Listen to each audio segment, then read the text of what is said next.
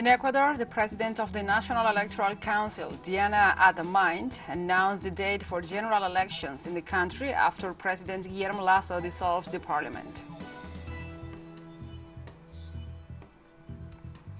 The government of Mexico announced the rescue of 40 migrants who had been kidnapped after issuing a large security deployment in the state of San Luis Potosí. And also in northeastern Italy, rescue teams continue to search for people trapped by floods as more residents were evacuated following downpours that killed 9 people and devastated homes and farms.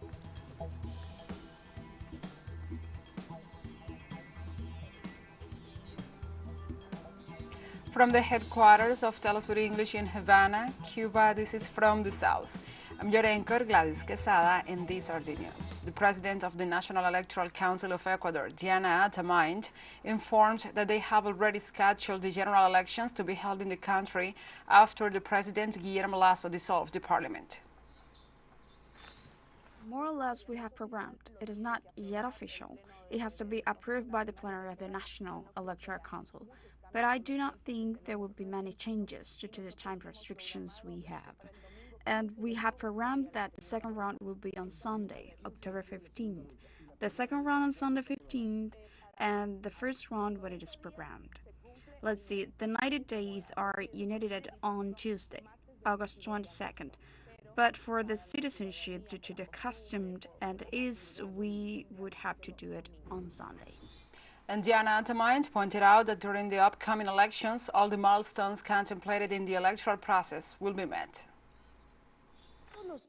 All the milestones contemplated in an electoral process, pre-electoral and electoral, are going to be fulfilled because it is a matter of executing the rights of the political organizations.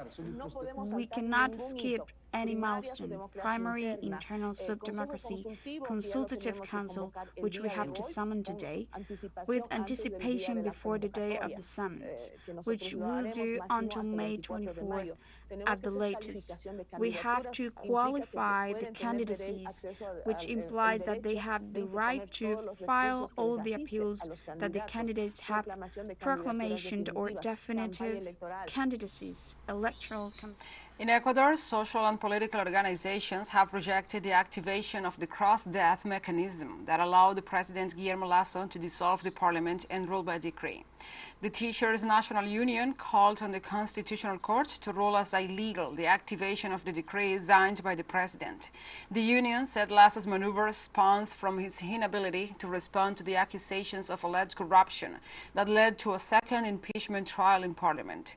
Also, the Confederation of Indigenous Nationalities said Lasso resorted to cross-death to avoid his removal from office. They hold him responsible for implementing policies which have hurt the most vulnerable sectors and which have led to violence, economy, health, prison, and migration crisis.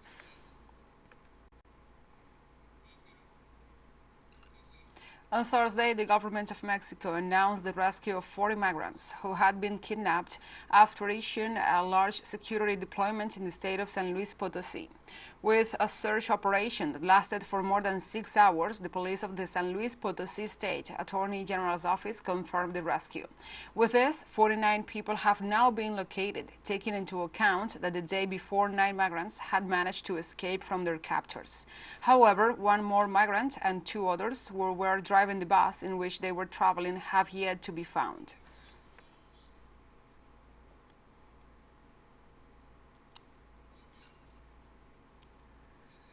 On Wednesday in Venezuela, President Nicolás Maduro Moros received members of the Brazilian cooperation at the headquarters of the executive branch of government.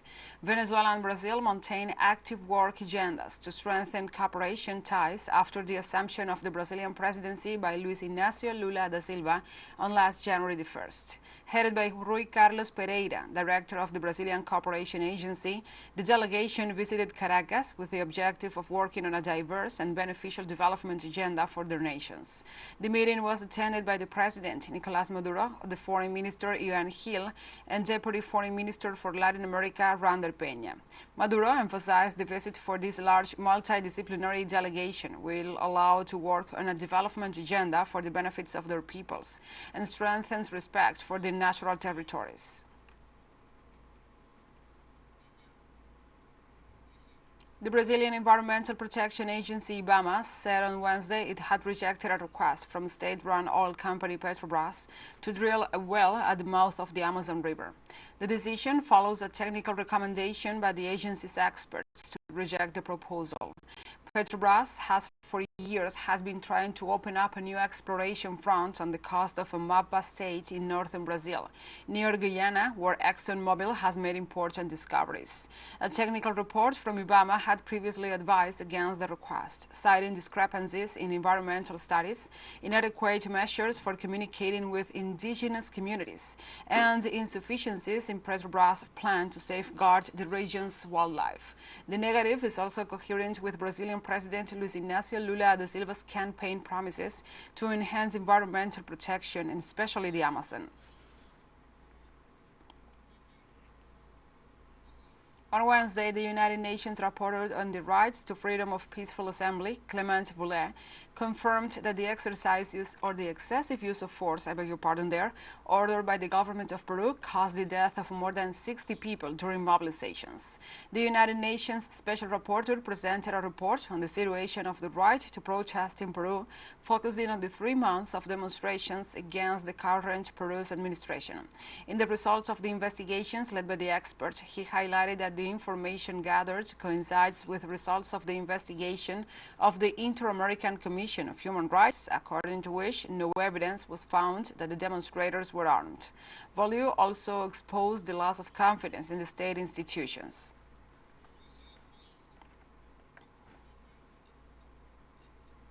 On Thursday, Russian Deputy Prime Minister Dmitry Chersinenko arrived in Cuba on a 3-day working visit.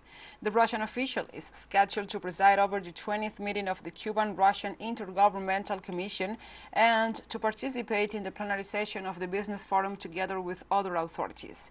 He is also expected to sign several bilateral agreements on trade, industry, energy, agriculture, construction, and education. Upon his arrival in the country, he assured Moscow is fully committed to helping the Cuban economy to reach the highest level.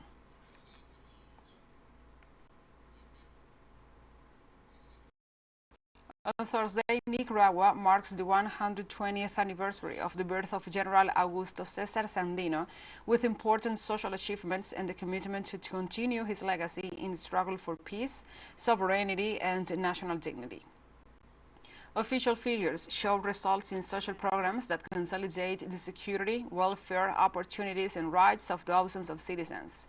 Construction of roads and housing, granting of credits for business entrepreneurs, more than 5 million people with complete schemes of immunization against COVID-19, electric coverage of 99.3% in the country are some of the achievements of the government headed by the President Daniel Ortega and the Vice President Rosario Murillo in their efforts to eradicate poverty.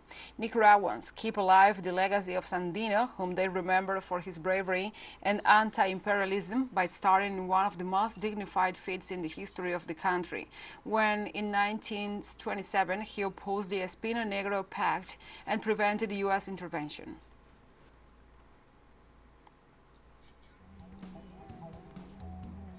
Let's take a short break, but remember you can join us on TikTok at TeleSUR English, where you will find news in different formats, news updates and more. Other stories coming up, stay with us.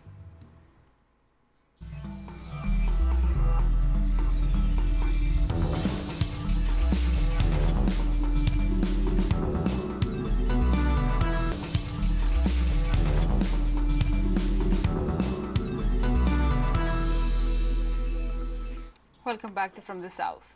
The crisis at the southern border of the United States has recorded on Wednesday the second death of an underage asylum seeker during the administration of the President Joseph Biden.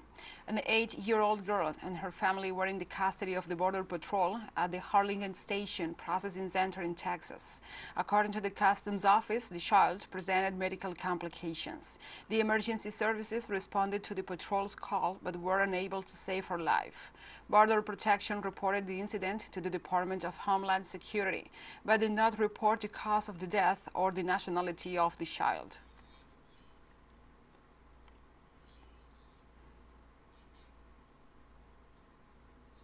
On Thursday, U.S. President Joe Biden arrived in Japan for the G7 summit, to be held on Friday through Sunday in the city of Hiroshima. Upon his arrival, Biden met with Japanese Prime Minister Fumio Kishida ahead of the summit. Among other officials, President Biden is accompanied by Secretary of State Anthony Blinken. Hiroshima is the Kishida family home city and place where the U.S. dropped the first nuclear bomb at the end of the World War II. The G7 is made up of Canada, France, Japan, Germany, Italy, the United Kingdom, and the United States. The conflict in Ukraine and relations with China will be high on the summit's agenda.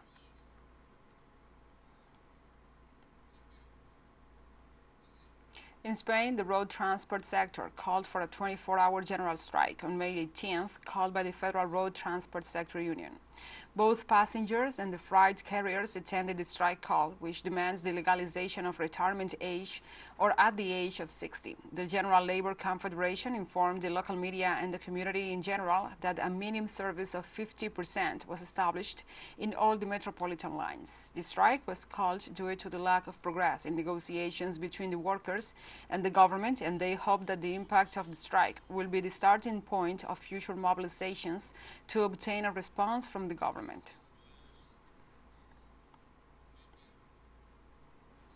And activists from the German environmental group Letzte Generation, or Last Generation, blocked traffic at 14 points in Berlin on Thursday to demand stronger political action against climate change. This day is considered non-working day in the country due to the celebration of Ascension Day, and in this context, the protest actions were undertaken at the Central Railroad Station, 2 urban highways, and other locations. According to the environmental group, the blockades are aimed at deliberately obstructing outbound traffic at the occasion of the long holiday weekend.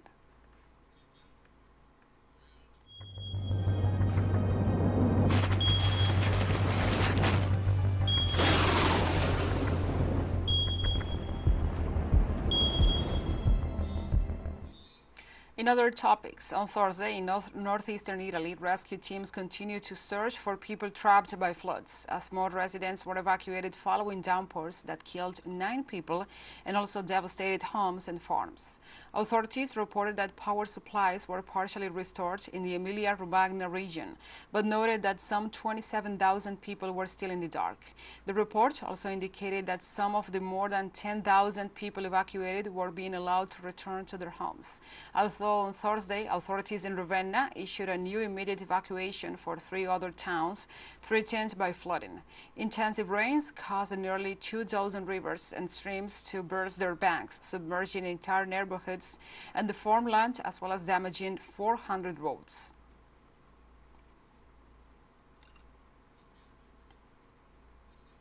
On Thursday, Russia confirmed a new 2-month extension of the Black Sea grain agreement, according to government spokesperson Dmitry Peskov. The Kremlin spokesperson also stated that the agreement is a partial result of negotiations with the participation of representatives of Turkey, Ukraine, and the UN.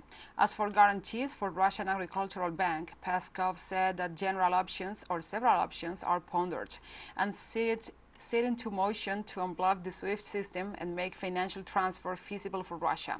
At the same time, the Kremlin press secretary emphasized that it is necessary to understand the fate of the agreement depends on the UN decisions, coordinated with the Russian part of the agreement. Russia stressed that talks continue on the supply of ammonia and fertilizers.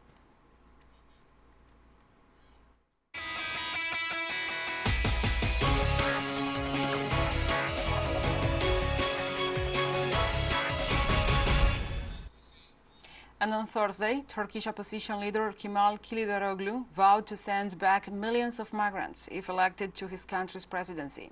The strident message aims at winning over national right-wing voters in the May 28th runoff, which will take place since neither Kılıçdaroğlu, with 44.9%, nor the current head of state, Recep Tayyip Erdogan, with 49.5%, obtained the necessary amount of votes to become Turkey's next president. I declare it to all compatriots. I've never sat at a table with terrorist organizations, and I never will, period. I announce it to you here. I will send all the refugees home as soon as I come to power, period. In the run-up to the new elections on May the 28th, I would like to address my compatriots. Do you know, if they stay in power, 10 million more refugees will arrive in Turkey. I repeat, 10 million more refugees will arrive in Turkey.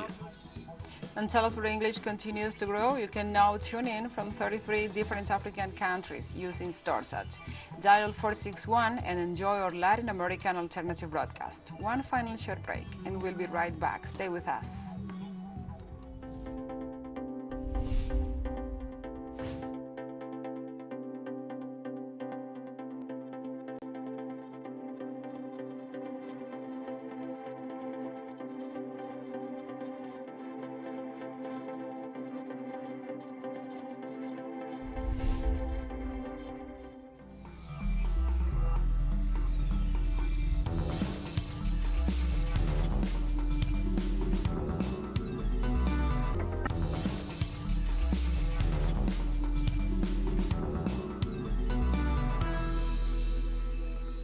Welcome back. The reformist Move Forward Party, winner of Thailand's recent elections, reaches coalition agreement with 7 opposition groups. Calling themselves the pro-democratic opposition, the alliance will gather 313 of the 376 seats needed for the election of the Prime Minister, thus advancing the appointment of Move Forward's leader, Pira Limjaroenrat, as Thai Premier. The leader assured that they will complete the Memorandum of Understanding by May 22nd, which will coincide with the 9th anniversary of the coup d'etat by the current Prime Minister Prayut Chan-o-cha. The coalition will still have to obtain more than 250 votes in the Senate, and it is willing to negotiate, except with the army. On Thursday in Palestine, more than 200 Israeli settlers stormed Al-Aqsa in the framework of the March of the Flags. Local media confirmed the assault came at a time when the occupation forces were reinforcing their measures in Al-Quds in preparation for the March of the Flags, which the Palestinians consider a provocative action. This year's march comes just days after the Israeli occupation launched an aggression against the Gaza Strip, which resulted in the martyrdom of 33 Palestinians. The streets of the old city of Al-Quds leading to the Al-Aqsa Mosque witnessed a state of alert by the occupation forces, which included the deployment of more than 3,200 police officers to protect the Israeli act.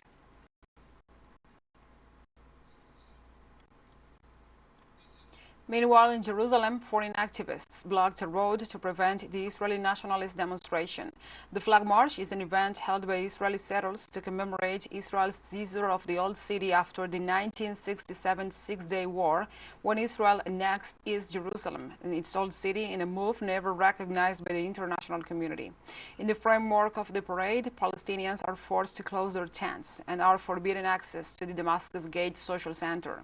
The Flag March only increased tensions and could lead to an explosion after Israeli granted permission to ultra-nationalist Jews for the demonstration, said Palestinian presidency spokesperson Nabil Abu Rudaina. We're here to block off the settlers who are coming to the Flag March, and we're hoping to create a delay in their progression to the fascist march.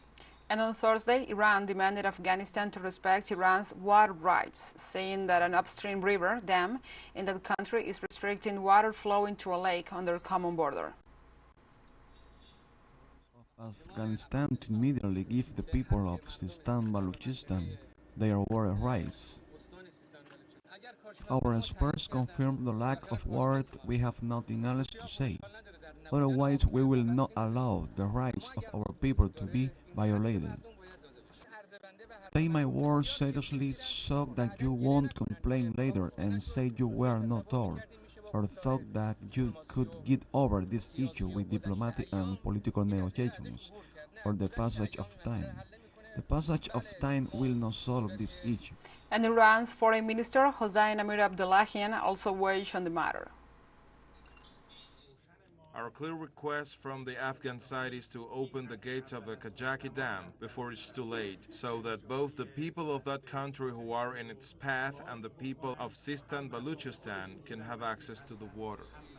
On Thursday in Malawi, lawyers and human rights defenders denounced serious irregularities suffered by more than 300 refugees detained by the police waiting to be relocated.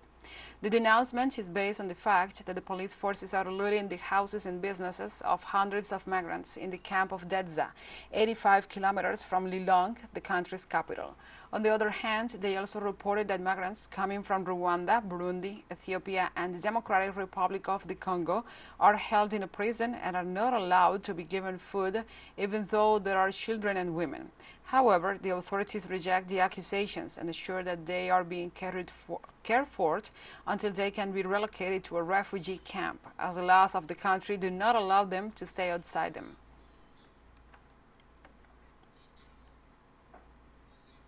And the president of Mozambique, Filipe Nyusi, arrived on Wednesday at Zimbabwe's Robert Mugabe International Airport for a 3-day official visit.